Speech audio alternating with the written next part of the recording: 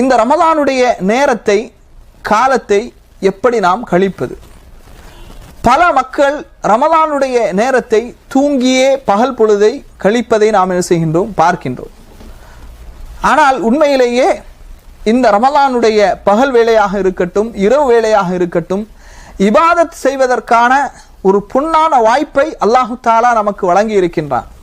சென்ற ரமலானில் இந்த உலகத்திலே வாழ்ந்தவர்கள் இந்த ரமலானில் நம்மோடு இல்லை.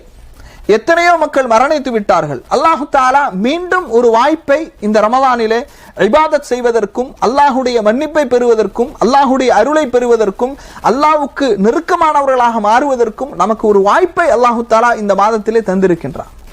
ஆக இந்த மாதத்திலே நாம் நல்ல இபாதத்துகளை செய்வதற்காக நேரத்தையும் காலத்தையும் ஒதுக்க வேண்டும்.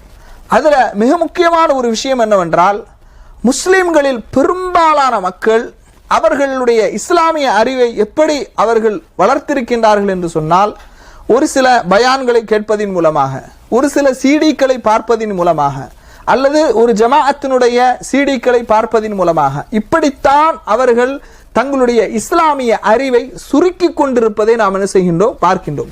இப்படி இஸ்லாமிய அறிவை சுருக்கி கொண்ட காரணத்தினால்தான் இன்றைக்கு சமூகத்திலே கொள்கை குழப்பங்கள் ஏற்பட்டிருப்பதை நாம் என்ன செய்கின்றோம், பார்க்கின்றோம்.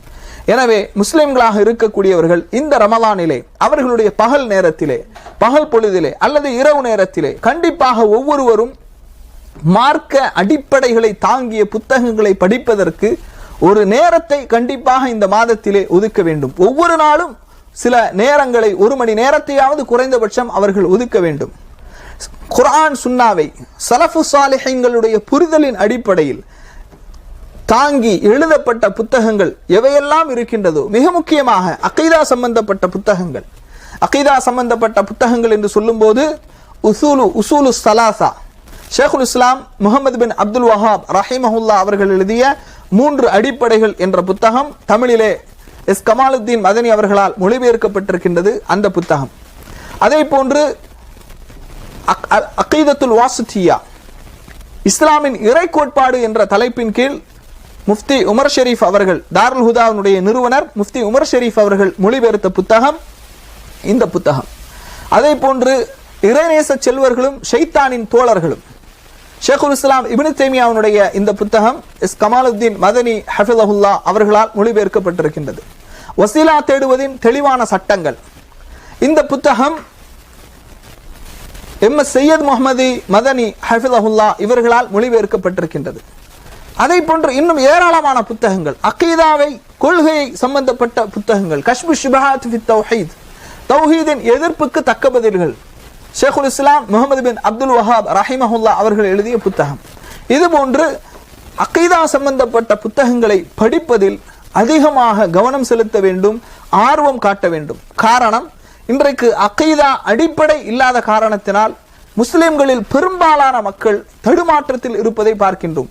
இவர் சொல்வது சரியா, அவர் சொல்வது சரியா, குர்ஆன் ஹதீஸை தான் எல்லோரும் குர்ஆன் ஹதீஸினுடைய பெயரில் தான் சொல்கின்றார்கள், யார் சொல்வதை எடுத்துக்கொள்வது என்று ஒரு குழப்பமான மனோநிலையில் இருப்பதை நாம் என்ன செய்கின்றோம், பார்க்கின்றோம். நீங்கள் குழம்ப வேண்டாம். மார்க்கம் என்பது லைலுஹா கனஹாரிஹா, அது இரவை, அது மிகவும் தெளிவானது, பகலை போன்றது, அதனுடைய இரவு கூட பகலை போன்றது என்று நபிகள் நாயகம் ஸல்லல்லாஹு அலைஹி வஸல்லம் அவர்கள் சொல்கின்றார்கள். எனவே உங்களில் யாரும் குழப்பமான மனோநிலைக்கு வர வேண்டாம். குர்ஆன் சுன்னாவை சஹாபாக்களுடைய புரிதலின் அடிப்படையில் யாரெல்லாம் மார்க்கத்தை சொல்லுகின்றார்களோ, யாரெல்லாம் அந்த கருத்துக்களை முன்வைத்து புத்தகங்களை எழுதுகின்றார்களோ, மார்க்க அறிஞர்களால் புத்தகங்கள் மொழிபெயர்க்கப்படுகின்றதோ, அந்த புத்தகங்களுக்கு முன்னுரிமை கொடுத்து நீங்கள் வாசியுங்கள். உங்களுடைய கொள்கையிலே தெளிவை நீங்கள் பெற்றுக்கொள்வீர்கள். கொள்கை அடிப்படையிலான புத்தகங்களை படிப்பதற்காக இந்த மாதத்தை நீங்கள் என்ன செய்யுங்கள், இன்ஷா அல்லாஹ் இந்த மாதத்திலே ஒவ்வொரு நாளும் குறிப்பிட்ட நேரத்தை ஒதுக்குங்கள்.